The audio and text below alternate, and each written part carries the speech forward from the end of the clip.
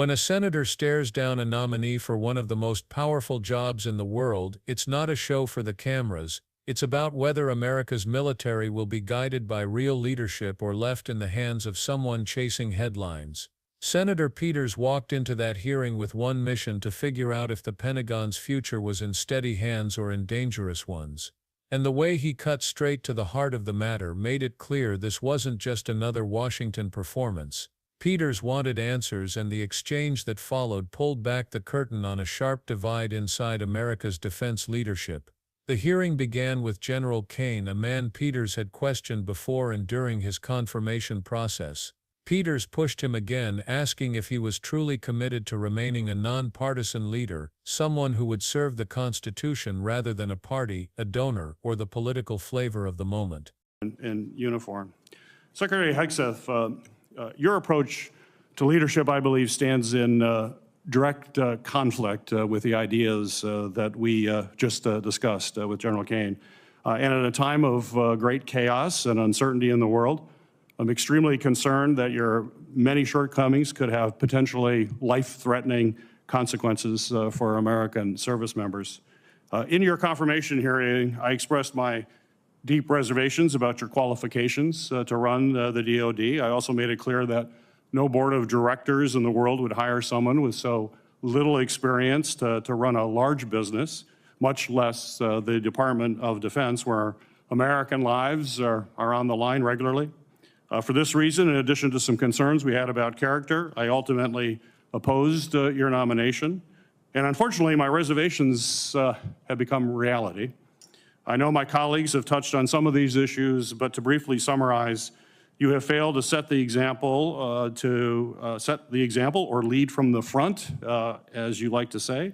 And this includes prompting a leadership and oversight vacuum at the department by firing qualified uniformed leaders without cause, creating loyalty tests and leak investigations that have led to 5 of your senior advisors resigning or being fired, sharing classified military details on an unsecure app during operations in Yemen that included unauthorized individuals on at least 2 separate occasions, and revoking the DoD personal protection detail for both Secretary of Defense Mark Esper and the former Chairman of Joint Chiefs Mark Milley, putting their safety at risk while they are still under threat from Iran. We have seen time and time again how your conduct, lack of personal responsibility, are harming readiness, reputation, and professionalism of our military. At a time where Israel and Iran are in open conflict and our adversaries in Russia and China will exploit any weaknesses, unfortunately, my worst fears about your leadership shortfalls, unfortunately, have been realized. Secretary Hegseth, I firmly believe that accountability from leadership is vital in all sectors, not just in the military. And demonstrating to your subordinates that everyone plays by the same rules helps to build trust and open communications within your team. And those two things are extremely important. And I know that you share my desire to ensure that we're holding our senior leaders accountable for actions. And during your nomination hearing, you stated, quote, "Accountability is coming because everybody in this room knows if you are a rifleman and you lose your rifle, they are throwing the book at you," end of quote. You also said that leadership has been unwilling to take accountability, and I couldn't agree more on how important accountability is. As we all know, at the request of this committee, the Department of Defense Inspector General launched an investigation into your use of Signal, an unclassified commercially available messaging application to discuss information pertaining military actions in Yemen. So given your focus on accountability, how will you demonstrate this accountability to the men and women in the U.S. military if the Inspector General finds that you improperly disclosed information? That assessment is pending at this time. That is a hypothetical question, but the gentleman's time has expired. I think your answer is clear. You are not going to be held accountable. Thank you very much, Senator Peters. Kane didn't fumble, he didn't hide behind platitudes. He spoke about servant leadership, about weighing global challenges, and about always putting the oath of office first. To the room, it was a reminder that some leaders don't just say they're apolitical, they actually live it. Kane stressed his role was to present the president with the best military options, rooted not in ideology but in duty. Peters seemed satisfied, even respectful, thanking Kane as a fellow naval officer and acknowledging his commitment to the men and women in uniform. But then Peters pivoted, and the tone shifted like a storm rolling in. The spotlight moved to Secretary Hegseth, and instantly the questions carried a different weight. Unlike Kane, Hegseth wasn't entering this hearing with a clean slate. Over his head hung the Signal app investigation, a controversy that raised serious doubts about his judgment. Reports claim he had shared sensitive military information on an unsecured commercially available app that included unauthorized individuals. For anyone in the Pentagon, that's bad. For someone seeking to lead the Department of Defense, it's catastrophic.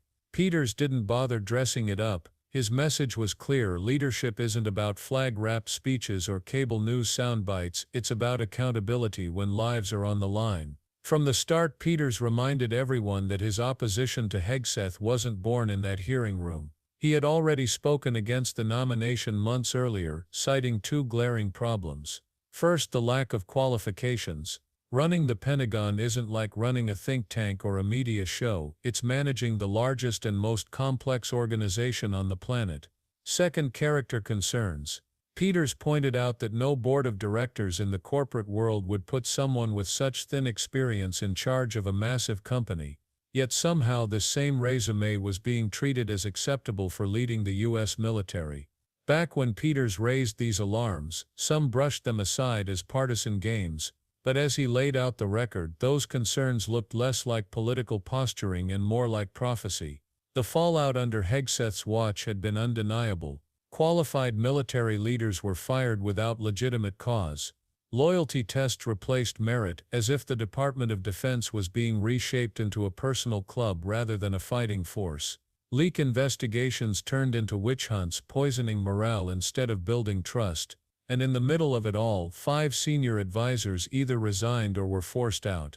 Think about that: 5 advisors in critical national security roles leaving under one secretary. That's not coincidence, that's dysfunction. Peters called it what it was: a vacuum of leadership. And when the Pentagon has a vacuum at the top, that vacuum doesn't stay empty. It gets filled with instability, confusion, and openings for adversaries to exploit. The details only grew more alarming. According to reports, Hegseth had twice shared sensitive operational details of U.S. military actions in Yemen through unsecured channels. This wasn't idle chatter, it involved missions where American lives were at stake. And as if that weren't reckless enough, he also revoked personal protection details for former Defense Secretary Mark Esper and General Mark Milley, even though both remained under active threat from Iran. Removing their security didn't just raise eyebrows, it put lives in real danger. The combination of those actions signaled to Peters that the Pentagon wasn't being led responsibly. It was being toyed with, as if national security itself were a prop in a personal performance. By now Peters wasn't painting the picture of 1 or 2 slip-ups. He was describing a consistent pattern, a black hole of leadership at the worst possible moment. Military readiness was being weakened. Trust in the chain of command was eroding. Reputation on the global stage was suffering. And all of it stemmed from a simple, devastating truth: there was no accountability at the top. Peters explained that when service members see generals and secretaries dodging responsibility while punishing rank-and-file soldiers for even the smallest errors, trust collapses. And without trust, discipline falls apart. In that kind of environment, adversaries like Russia, China, and Iran don't just watch, they pounce. That's why Peters aimed one final devastating question at Hegseth. If the Inspector General concluded that he had mishandled sensitive information in the Signal scandal, how would he demonstrate accountability to the troops? How would he show the men and women he commanded that he understood the very principle he'd preached about in his own confirmation? The answer should have been simple: accept responsibility, but instead Hegseth deflected. He called it hypothetical. He sidestepped, he filled the air with empty words, and in that silence Peters' point was made. This wasn't leadership, this was avoidance. Peters' time ran out, but the damage was already done. The troops watching, the public listening, they could see it plainly. Hegseth wasn't prepared to own his mistakes. Not then. Not ever. What this hearing revealed went far beyond one heated exchange. It highlighted the dangerous divide in America's defense leadership. On one side stood Kane, a general committed to servant leadership, guided by duty to the Constitution. On the other stood Hegseth, a secretary whose actions had raised more questions than answers, more risks than reassurances. And at the center of it all was Peters, hammering home the lesson that leadership without accountability is no leadership at all. This wasn't about partisan battles or political theater, it was about the stakes that come with running the Pentagon. Those stakes aren't measured in poll numbers. They're measured in American lives, in global stability, in whether enemies believe the United States can still project strength and unity. If the wrong person sits at the top, the consequences aren't abstract. They're body bags. They're destabilized regions. Their families torn apart by wars that could have been prevented with stronger judgment. Peters' confrontation forced the country to reckon with an uncomfortable truth. Too often leaders talk about accountability like it's a slogan. They throw it around in speeches, slap it on press releases, and then run from it the moment reality gets tough. Real accountability isn't about talking, it's about standing in the fire and owning the mistakes that could cost others their lives. And that was the difference on display. Kane, who promised to stay grounded in his oath, versus Hegseth, who couldn't give a straight answer when the stakes were highest. The exchange left a lingering question: do Americans want leaders who see the Pentagon as a sacred trust, or ones who see it as a stepping stone to the next TV contract?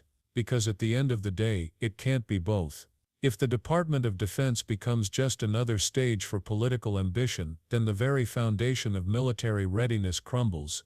And when that happens, it's not politicians who pay the price, it's the service members sent into danger. So the hearing ended, but the larger story didn't.